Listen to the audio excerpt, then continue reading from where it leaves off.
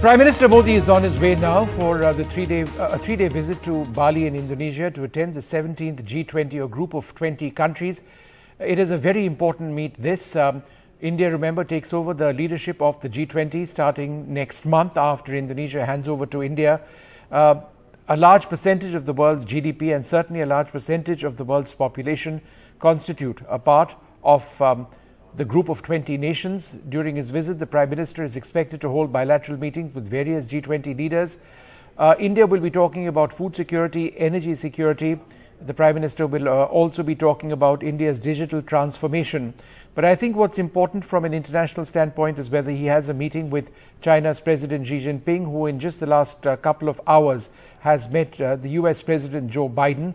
This is the first meeting between Biden and Xi Jinping since Biden became President of the United States, and certainly the first meeting between the two international leaders since the crisis in Taiwan almost resulted in an armed conflict. But India has our own concerns with the line of actual control. So will this be an opportunity for the Prime Minister to reach out to Xi Jinping or vice versa? And will there be some sort of progress if talks actually do take place?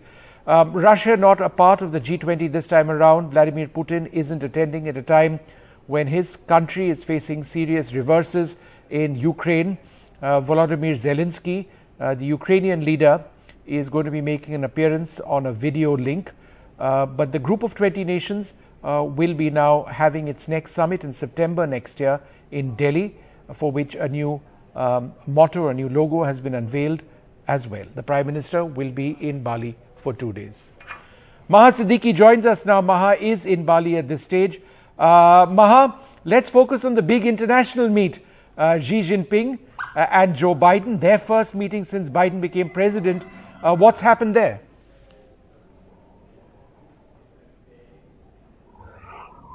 The meeting started off on a good note because both the leaders were seen shaking hands, but no big outcomes really were expected from the meeting. In fact, the press was told earlier on by the White House that there should be no expectation of any outcome note from this meeting, because largely this meeting is being organized to make both the leaders and both the sides have a better understanding of each other, and to ensure that the communication lines continue to remain open, even though there is heightened tension between US and China, most recently over the issue of Taiwan. So basically, this meeting that has taken place for the first time in person after Joe Biden became president was more like an icebreaker. Even though Joe Biden says that nobody understands Xi Jinping better than him, he's met him several times when he was the vice president. But today's meeting largely would have focused on major issues from Taiwan to Russia and also on trade. Let's talk a little bit about India. Next month, India takes over the G20 presidency next year. We'll be reporting the G20 summit here in New Delhi. What is the Prime Minister's agenda there this time?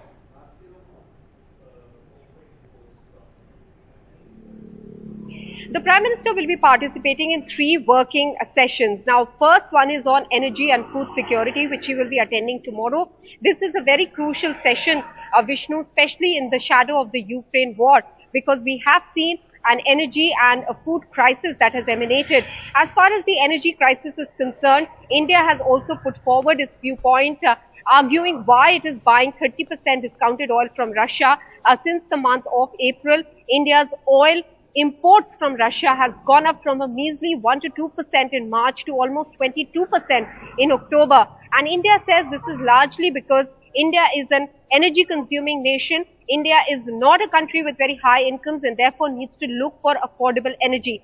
The pressure that India was feeling, Vishnu, from the West in the first half of the year, right after the start of the Ukraine war, that it should reassess its ties with Russia, not offtake oil from Russia, that pressure has definitely come down, because the arguments given by the Indian side have perhaps cut some ice with the West, considering that India is in a position where the West also understands that it is important to counter China in the Indo-Pacific. So India has that leeway or leverage with the West as well. On the issue of food crisis that has emanated, India has also played an important role there in trying to persuade Russia to allow for the movement of the wheat from the Ukrainian silos where it was lying by using the Black Sea route. We had seen a temporary halt to that recently after there were accusations and counter accusations from Ukraine and Russia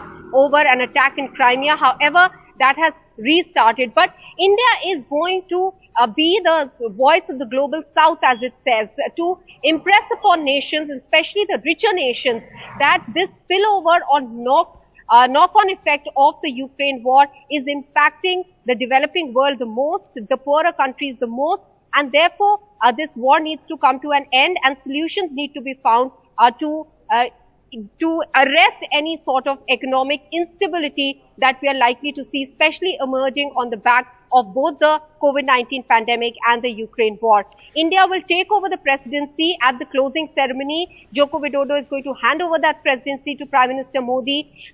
Our presidency, India's presidency, starts officially from the 1st of December.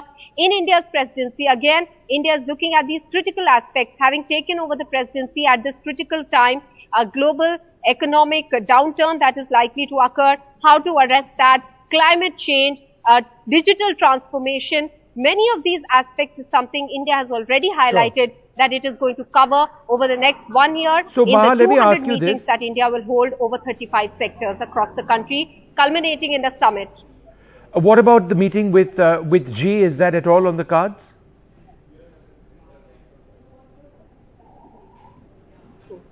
That question has been repeatedly asked. No word from the Indian side on that count.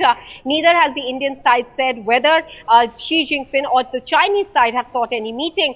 Similar expectations were raised even during the Samarkand SCO summit, but that meeting did not happen. But the indication clearly that we have got, Vishnu, from some of the officials while we were speaking to them is that they really want the disengagement in Eastern Ladakh.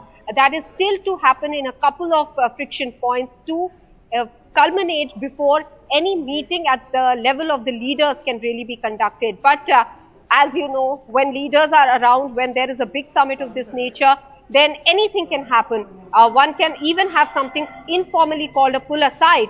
However, at the moment, there is no official word from either side on whether any sort of a short or even an agreed upon meeting can take place between the two sides, and largely the Eastern Ladakh friction continues to be the niggling factor between All right, the two. Maha, we leave it over there and keep coming back to you throughout this evening.